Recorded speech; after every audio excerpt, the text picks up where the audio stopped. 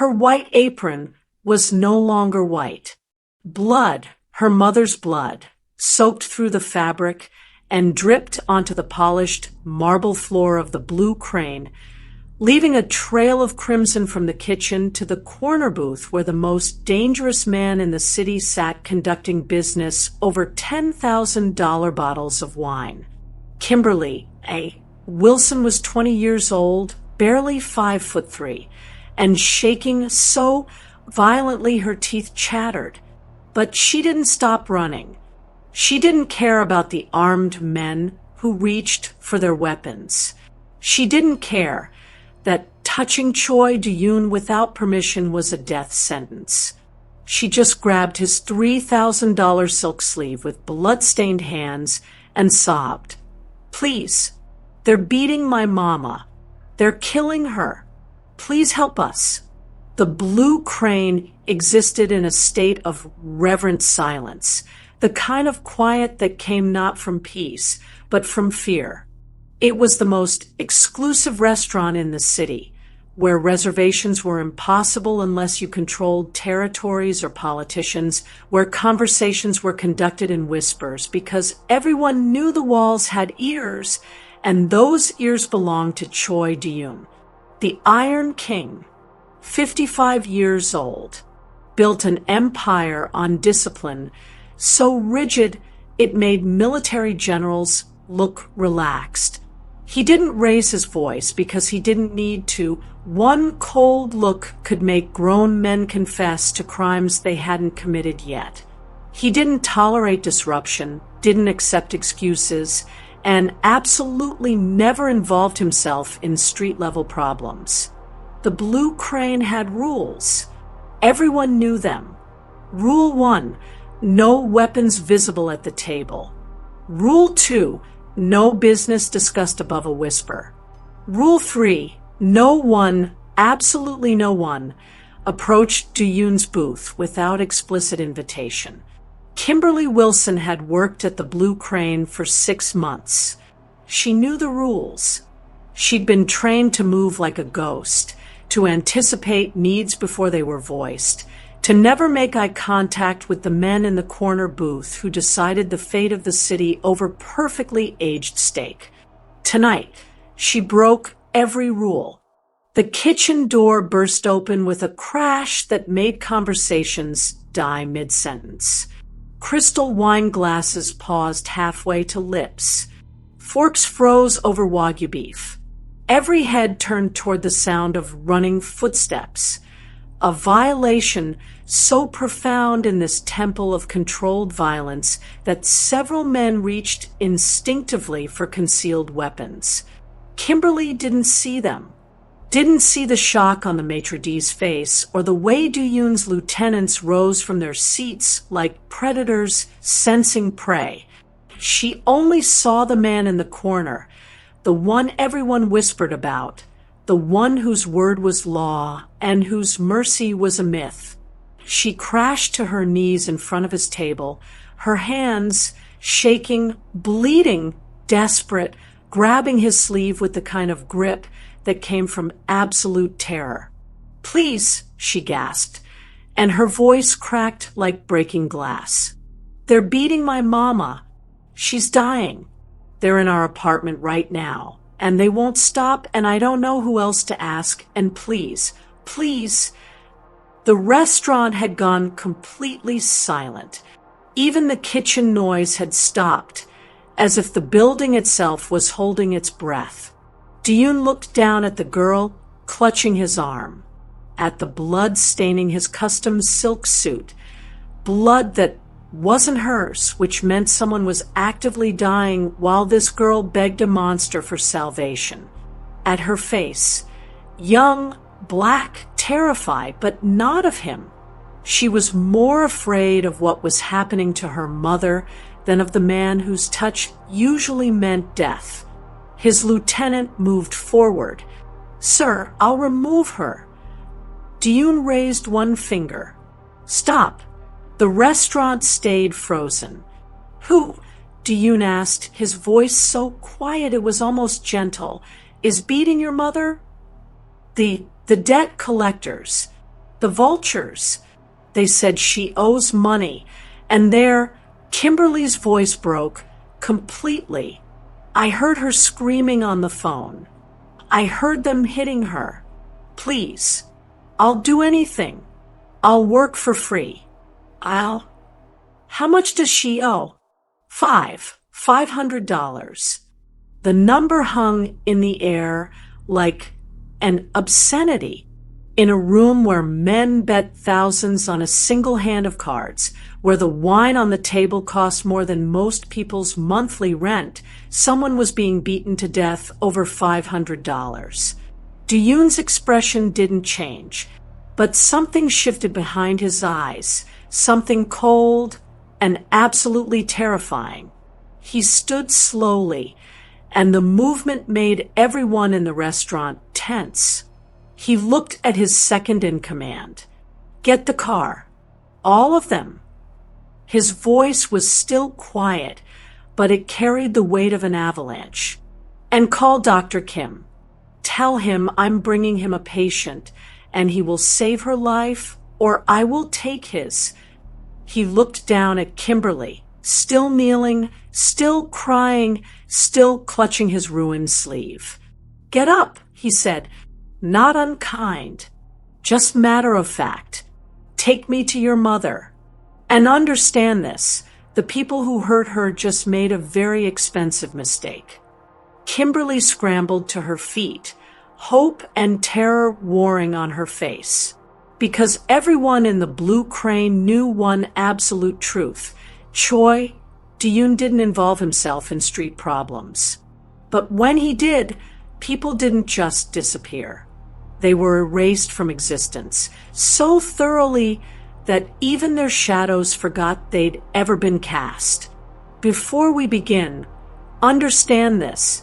This isn't just drama. It's a collision between power and desperation.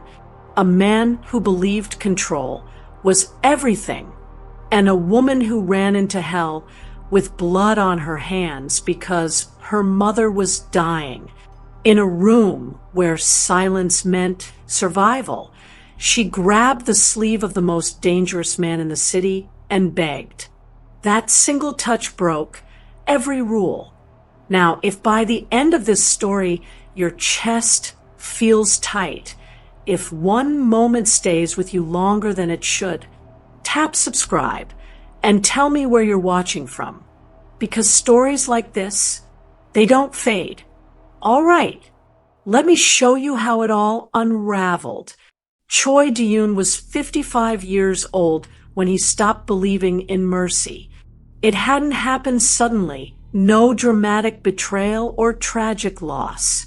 Just 30 years of watching soft men die young, while hard men like him survived through discipline so rigid it turned bones to iron. Every Friday at 7 p.m., he sat in the same corner booth at the Blue Crane, his upscale restaurant that laundered money as efficiently as it served Wagyu beef. Every Friday, the same ritual, whiskey, exactly 2 fingers, no ice, documents reviewed with surgical precision, decisions made that would ripple through Seoul's underworld like stones dropped in still water. His staff moved like ghosts, silent, efficient, terrified. The maitre d' knew never to seat anyone within 3 tables of Duyun's booth.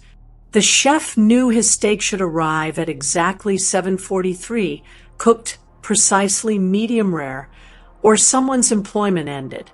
Control, discipline, predictability. These were the pillars Duyun had built his empire on after his mother died, and left him with nothing but rage and ambition. He'd eliminated the emotion decades ago.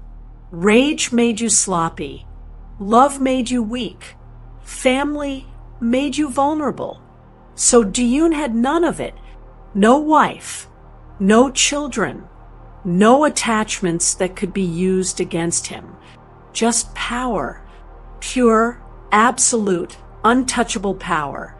Tonight was supposed to be like every other Friday. routine, controlled, forgettable.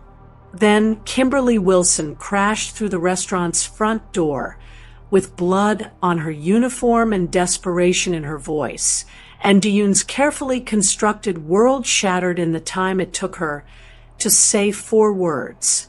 "They're beating my mama." And the Iron King discovered that 30 years of killing emotion didn't mean it was actually dead, just dormant, waiting for the right catalyst to resurrect it. Kimberly A. Wilson had worked at the Blue Crane for 8 months and had perfected the art of not existing. Eyes down, movements smooth, voice soft when absolutely necessary, silent when possible. She'd learned quickly that the men who ate here, men in expensive suits who discussed shipments and territory in careful euphemisms, preferred their servers to be furniture with pulse. She was good at it. Had to be. The tips at the Blue Crane paid triple what she made at her morning diner job, and Mama's medical bills didn't care about dignity. Diabetes, hypertension, a heart that worked too hard for too long. The prescriptions alone cost more than their rent, and insurance covered maybe half if Kimberly filed the paperwork perfectly and prayed to a god who seemed to have stopped listening years ago. So she became invisible, served whiskey to men who decided people's fates, cleared plates from conversations about things that would horrify her if she let herself actually hear them. Mr. Choi, Diyun, though she'd never use his first name, was the worst and best of her tables. Worst because he noticed everything, and one mistake could mean termination. Best because he tipped exactly 20%, never harassed her, and his mere presence kept the other dangerous men from trying. She'd served him every Friday for 8 months. He'd never once looked at her face. Until tonight, when she burst through the door with her mother's blood on her uniform and no other options left, when desperation made her visible in the worst possible way. And Diyun finally saw her. The Blue Crane's carefully orchestrated silence shattered like dropped crystal. Kimberly didn't remember running across the dining room, didn't remember the maitre d's horrified face or the way conversations died mid-sentence. She just knew that Diyun was power, and power was the only thing that could save Mama now. She collapsed at his table, her knees hitting expensive carpet, her hands grabbing his suit sleeve. $5,000 fabric she'd never dare touch under normal circumstances. Please. The word ripped from her throat. Please, they're beating my mama. Diyun's face remained carved from stone, but his hand had frozen halfway to his whiskey glass. The restaurant held its breath. Everyone knew the rules. Everyone knew what happened when you violated them. They're at our apartment right now. Kimberly's voice cracked. The vultures, the debt collectors, they said she owes money and they won't stop and she has a heart condition. And I heard her screaming on the phone and...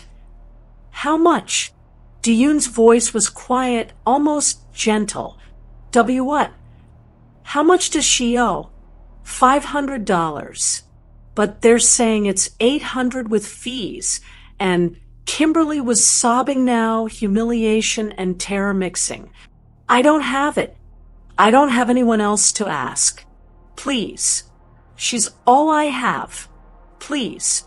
Diyun looked at her, really looked at her, for the first time in 8 months. Then he stood. The movement made every person in the restaurant tense. Get the cars, he said quietly to his lieutenant. All of them. He looked down at Kimberly, still kneeling, still crying. Take me to your mother. In the car, Speeding through Seoul's neon-lit streets, Do-yoon watched Kimberly's reflection in the window and saw his mother's face superimposed over hers. Choi's son Hee, dead 30 years, still haunting him. The resemblance wasn't physical. Kimberly was young, black, American-born with an accent that marked her as foreign. His mother had been Korean, middle-aged, worn down by poverty, and men who took more than they gave. But the desperation was identical. The way Kimberly's hands twisted in her lap, the way her breath came too fast, the way she stared at nothing, replaying horror she couldn't stop. Do-yoon had been 10 when he'd come home to find loan sharks in their apartment, his mother on her knees, begging for more time, a man slapping her casually like swatting a fly, 10-year-old Do-yoon with a kitchen knife charging, his arm broken, his mother paying that month by selling everything valuable they owned. The cycle repeating, again, until there was nothing left to sell but herself. Do-yoon had made his choice then, become the kind of man who made people kneel, or stay the kind of boy who watched his mother suffer. He'd chosen power, had spent 45 years proving that choice was right, until tonight, when a terrified waitress grabbed his sleeve and broke something open he'd thought sealed forever. "We're close," Kimberly whispered, her voice small. Do-yoon heard his mother's voice instead. "When someone's hurting and you can help, you help. That's what separates us from animals." He'd failed that test once. Not again. Do-yoon's lieutenants had followed him for decades because they understood his patterns. Friday nights meant business dinners, controlled negotiations, calculated decisions made over premium whiskey. Friday nights did not mean armed response teams mobilizing for a street-level debt collection dispute. "Sir," Park Min-ho said carefully as 3 black SUVs pulled up to the Blue Crane's entrance. "This is highly irregular. A waitress's family crisis isn't. Get in the car, park. But the exposure, the risk to your—" I said get in the car. The tone left no room for discussion. Park got in the car. Inside the lead vehicle, Do-yoon sat beside Kimberly, who was giving the driver directions in a voice that shook but didn't break. The 2 other SUVs followed in formation, 12 armed men total for a $500 debt collection. Excessive, unnecessary, completely against Do-yoon's usual measured approach. He didn't care. Young-woo, in the passenger seat, tried once more. "Sir, we don't know the situation. This could be a trap. The girl could be—" "The girl," Do-yoon interrupted quietly, "has worked for me for 8 months. She's never been late, never complained, never caused problems. She's terrified and desperate, and asking for help because she has nowhere else to turn. That's not our concern. It is now." Do-yoon's hand rested on the door handle, steady despite the chaos he was about to unleash. "I'm drawing a line tonight. Anyone operating in my territory who beats helpless women over petty debts answers to me personally. This will start talk. Let them talk." The cars pulled up to a decrepit apartment building in a neighborhood Do-yoon owned but never visited. From the 3rd floor, someone was screaming. Do-yoon stepped out of the car, buttoned his coat, and walked toward the sound with the calm precision of a man who'd already decided how this would end. Absolutely. The apartment door hung crooked on broken hinges. Do-yoon didn't knock. His men flooded in first, professional, efficient, weapons drawn. The scene inside made even these hardened men pause.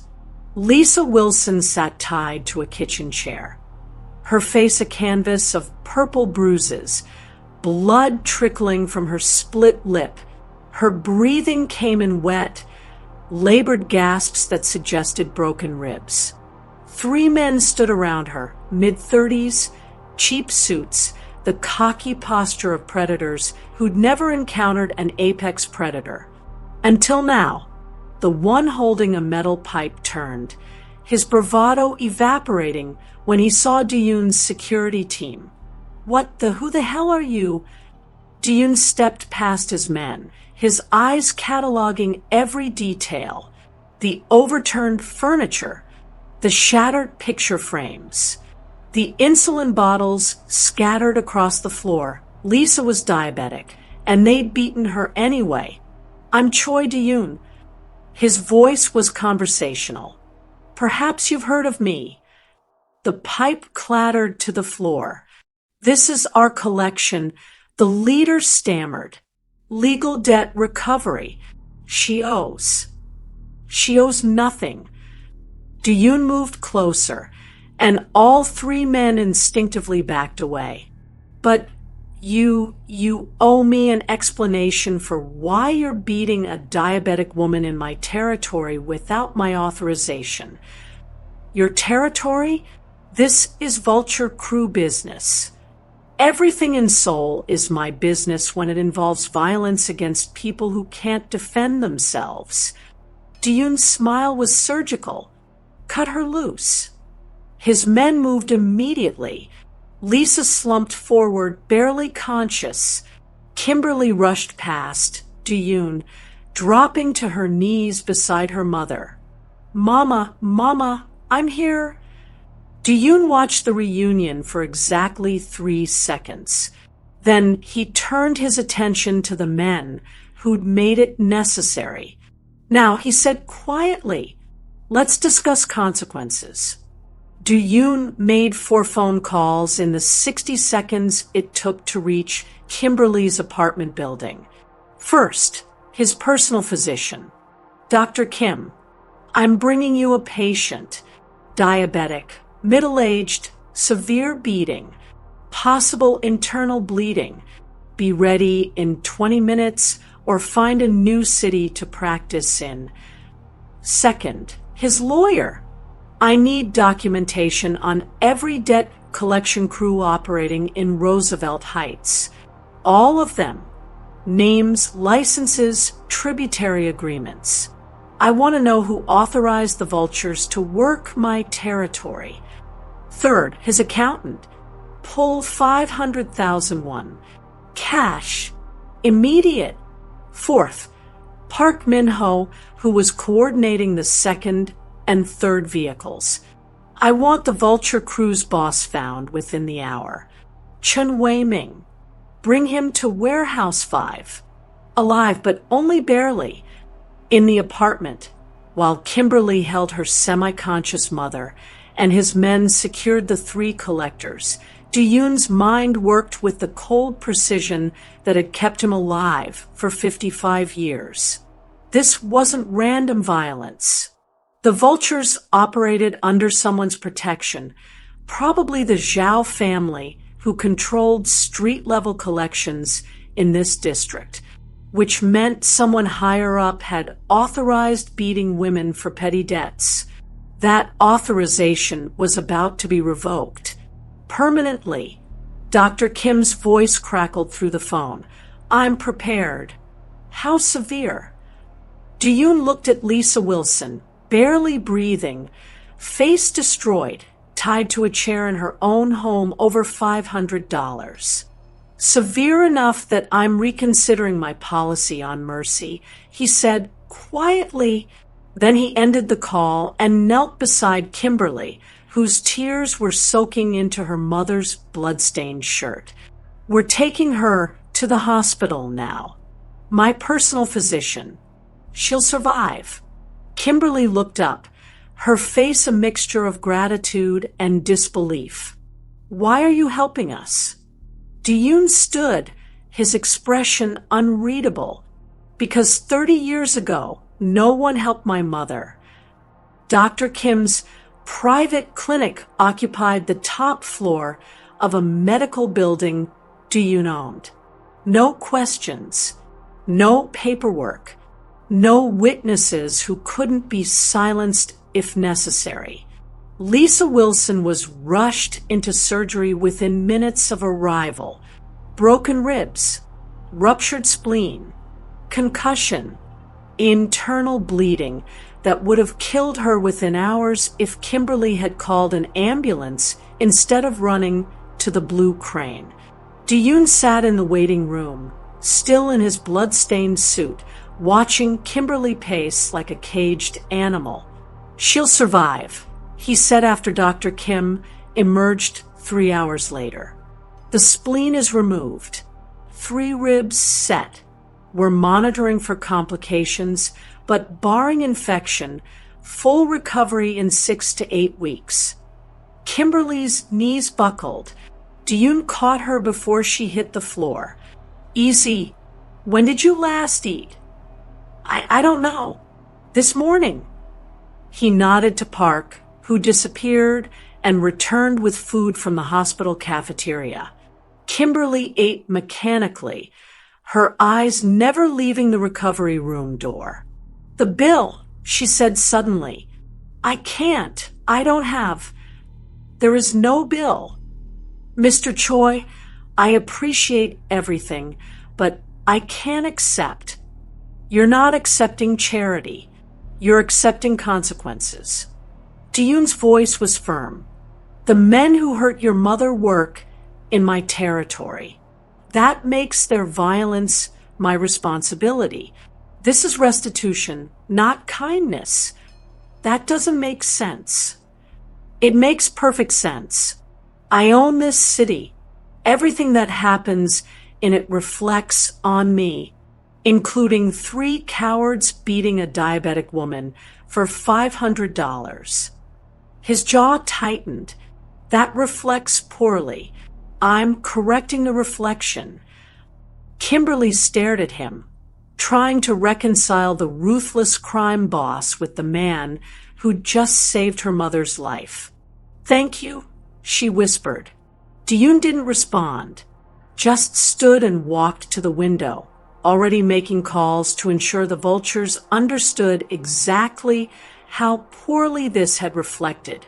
Park Min-ho arrived at the hospital with a folder that made Duyun's expression go arctic. "The debt," Park said quietly, opening to the first page. "Original amount, $200.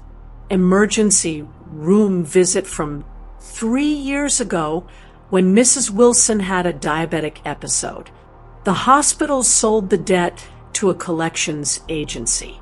That agency went bankrupt. Chun Wei-ming bought their entire portfolio for pennies on the dollar." "How much?" "He paid approximately $40 for Mrs. Wilson's debt, then added administrative fees, interest, and collection costs until it reached $800. Duyun studied the paperwork. The original hospital bill was legitimate. Lisa had received care, incurred a debt. But everything after was fabrication. Invented fees designed to trap people who couldn't afford lawyers to dispute them. The others... Chun Wei-ming operates similarly across Roosevelt Heights. Buys distressed debt cheap, inflates it with fake fees, sends the vultures to collect the inflated amount through intimidation and violence. He's collected approximately 3 million won in the past year from a neighborhood where most families live on less than that annually.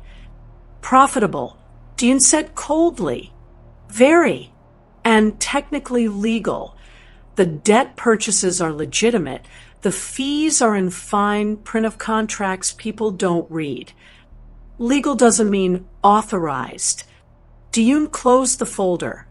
Chun Wei-ming is operating in my territory without proper tribute. He's using violence without oversight, and he's extracting wealth from people who have none. His voice dropped to something dangerous. That stops tonight. How would you like to handle it? Diyun looked through the window at Kimberly, asleep in a chair beside her mother's bed, exhausted from terror and relief. Personally, he said, very personally. At 4 a.m., Dr. Kim assured them Lisa was stable enough to rest without constant monitoring. Diyun insisted on driving Kimberly home, not to the apartment that still reeked of violence, but to a hotel he'd arranged. In the car's back seat, the silence stretched, heavy, and strange. Why? Kimberly finally asked, her voice hoarse from crying. Why did you help? You don't know us. We're nothing to you. Diyun watched Seoul's empty streets blur past.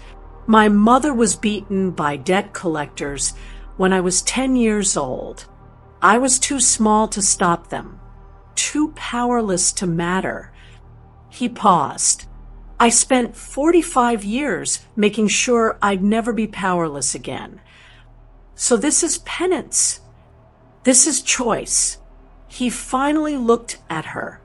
I could have ignored you tonight, could have had security escort you out of my restaurant, could have let your mother die, and continued my dinner as if nothing happened.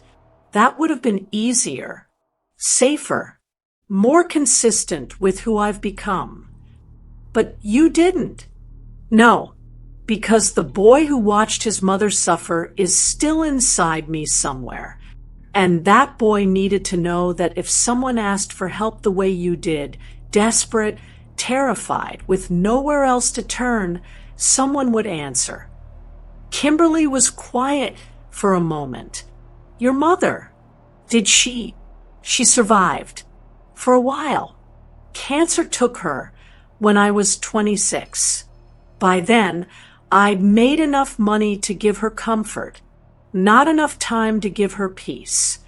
I'm sorry. Don't be. Just, he struggled with words that didn't come naturally. Take care of your mother. Love her while you have her. Don't wait to show it. The hotel appeared. Modest but clean, paid for 6 months in advance. Mr. Choi, sleep. We'll discuss everything else tomorrow.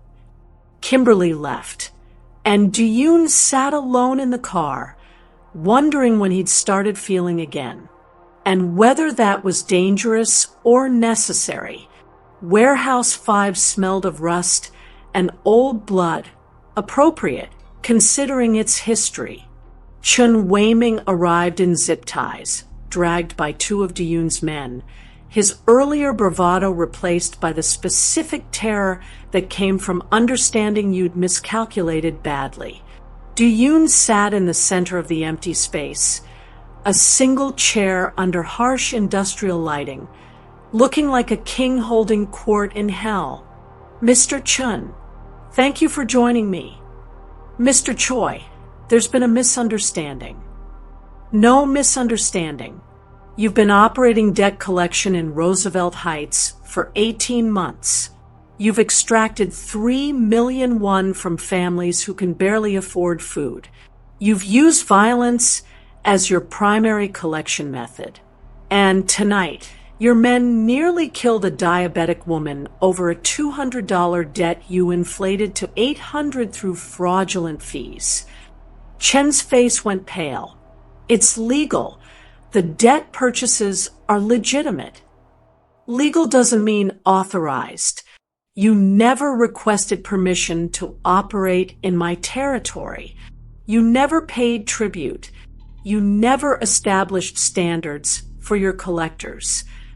Diyun stood, and the movement made Chun flinch. You treated my city like your personal hunting ground. That ends tonight.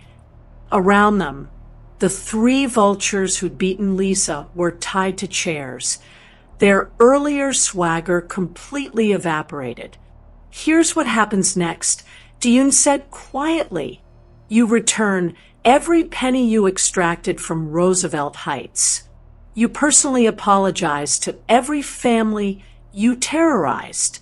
You work legitimate jobs for the next 5 years with every paycheck monitored. Any deviation, and we revisit this conversation, less politely. And if I refuse..." Diyun's smile was blade thin. "Then I introduce you to the original purpose of Warehouse 5, which is making examples that people tell stories about for decades." Chen started crying. Diyun felt nothing but cold satisfaction. Justice, he was learning, didn't always require mercy. Sometimes it just required fear applied precisely where it mattered most. The meeting with Zhao Teijin happened at dawn in a neutral restaurant, both men's security teams positioned at respectful distances. Zhao arrived expecting negotiation, found judgment instead. "Your tributary," Diyun began without preamble, "nearly killed a woman in my territory last night.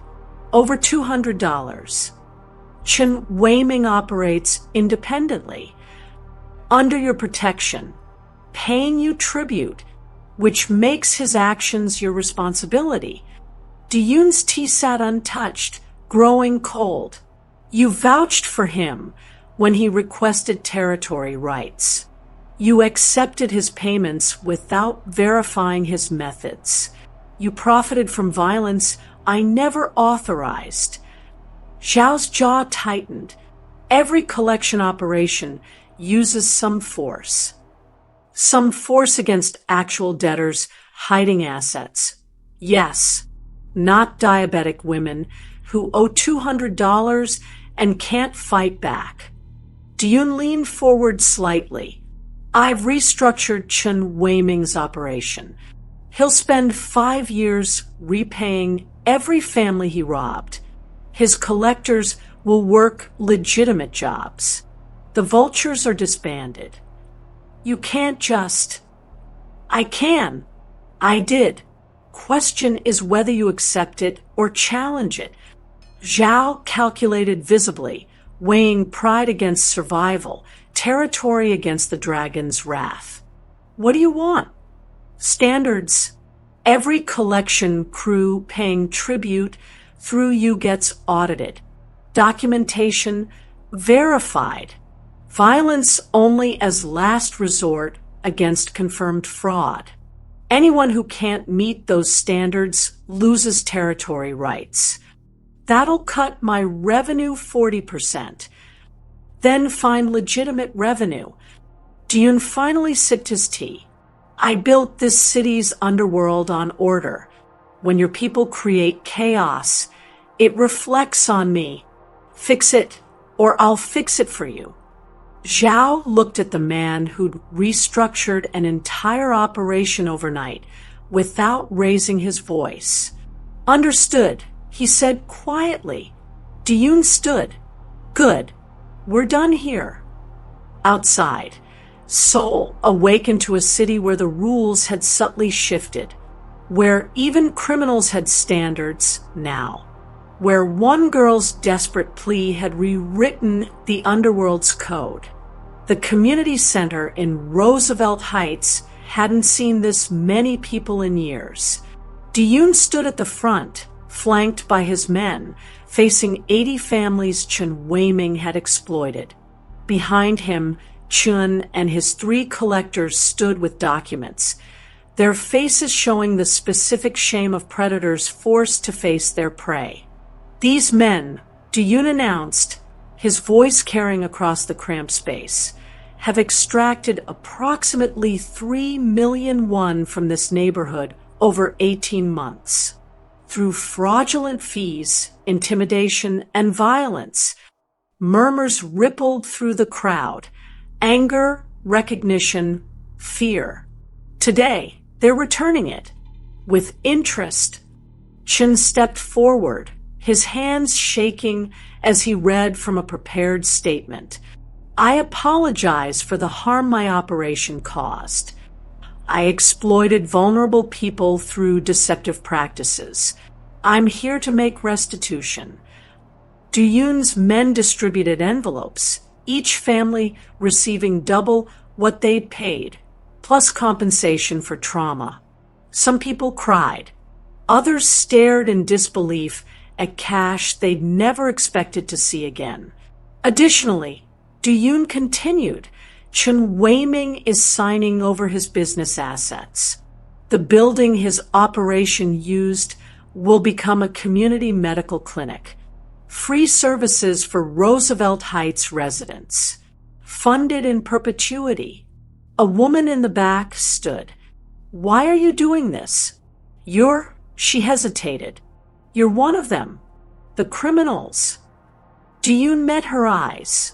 I am. But even criminals can have standards. These men operated without mine. They're paying for that mistake. And this neighborhood is under my direct protection now. Anyone who tries similar exploitation answers to me personally. What does that protection cost us? Nothing. Consider it restitution for looking away too long. He left before anyone could thank him, because this wasn't about gratitude.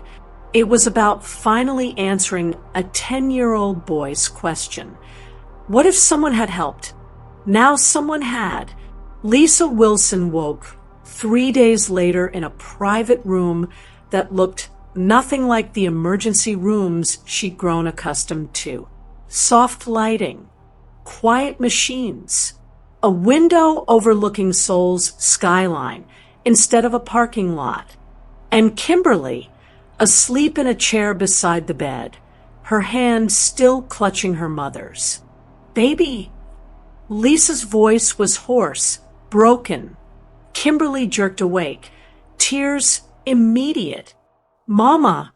Oh God, Mama, you're okay? What happened? The men, memory crashed back. The chair, the beating, the certainty she was going to die. You're safe. They're gone. They can't hurt you anymore.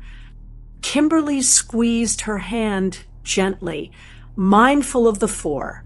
Someone helped us. Someone stopped them. Who? My boss. From the restaurant. Even saying it sounded insane. He brought you here, paid for everything, made those men pay back everyone they hurt. Lisa tried to process this through the fog of painkillers. Your boss, the one you said never speaks to the staff. The same one. Why would we're nobody to him? I don't know, Mama. I don't understand any of it. Kimberly's voice broke. But you're alive. That's all that matters. Dr. Kim entered, checking charts with professional efficiency. Mrs. Wilson, you're recovering well. Another week here. Then 6 weeks of rest at home. Full recovery expected. The cost? Handled. Mr. Choi has covered all expenses. After the doctor left, Lisa looked at her daughter with the clear eyes of someone who'd survived the unsurvivable. This kind of help doesn't come free, baby. Men like that, they always want something. I know. Kimberly's voice was quiet. I just don't know what yet. Outside, Duyun stood in the hallway, hearing every word through the door he hadn't quite closed. They were right to be cautious, because he did want something. He just hadn't figured out what it was yet. Only that Kimberly Wilson had broken something open in him that 45 years of discipline couldn't seal back closed. And that terrified him more than any gang war ever had. The announcement went out through Seoul's underworld like ripples from a stone. The Wilson family was under Choi Duyun's direct protection. It happened at the Blue Crane, during Friday dinner service, exactly 1 week after Kimberly had shattered the silence. Du-Yoon stood, and every conversation stopped. Some of you have heard about recent events in Roosevelt Heights. For those who haven't, a debt collection crew under inadequate supervision nearly killed a woman over $200. This reflects poorly on our organization's standards. His eyes swept the room, territory bosses, lieutenants, anyone who mattered. Effective immediately, all collection operations in my territory operate under new guidelines. Documentation verified. Violence only against confirmed fraud. Medical conditions assessed before any physical enforcement. Violations will be treated as personal insults to me. Nervous glances exchanged. Du-Yoon never made operational announcements at dinner. Additionally, Kimberly Wilson and her mother, Lisa, are under my permanent protection. They are not to be approached, harassed, or inconvenienced by anyone in this organization or any tributary operation. Treat them as you would treat my own family. Park Min-ho's eyebrows rose fractionally. This went beyond policy change. This was personal claim. Questions? No one dared. Good. Du-Yoon sat, returning to his steak, like he hadn't just rewritten decades of underworld protocol. Across the dining room, Kimberly served tables with the same quiet efficiency, unaware she'd just been declared untouchable by Seoul's most dangerous man. Unaware that Du-Yoon watched her move through his restaurant and felt something he'd thought dead for 30 years. Not just responsibility, not just restitution, something closer to caring. And he had absolutely no idea what to do about it, except keep her safe. That, at least, he knew how to do, even if everything else terrified him. 1 year later, Du-Yoon stood outside a small cafe in a neighborhood that no longer feared debt collectors. The sign read Orchid and Grace. Kimberly's dream finally realized, funded by the community clinic surplus and her own savings from a year of tips that tripled after word spread. She was under the dragon's protection. Inside, Lisa worked the register, fully recovered, her laughter audible through the window. Kimberly moved between tables with the same quiet efficiency she'd brought to the Blue Crane, but lighter now, freer. Du-Yoon entered at closing time, as had become his Friday ritual. Mr. Choi. Kimberly smiled, genuine warmth replacing the careful deference. Your usual? Please. She poured coffee. Black, no sugar, exactly how he liked it, and sat across from him in the booth that had somehow become his. Mama wants to know if you're coming to dinner Sunday. She's making jjigae. I'll be there. These dinners had started as welfare checks, evolved into something resembling friendship, transformed into family without anyone quite noticing when. The clinic is thriving, Kimberly continued. Dr. Kim says we're serving 200 families a month now. Good. Du-Yoon sipped his coffee, watching her face in the golden evening light. You've built something real here. We built it. You, me, the neighborhood.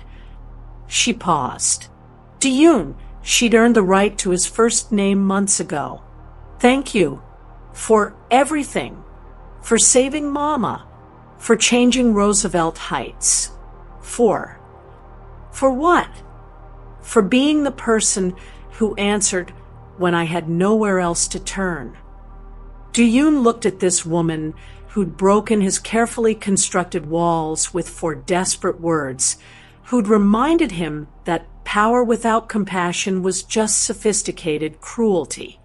Thank you, he said quietly, for asking. Outside, Seoul hummed with its usual chaos.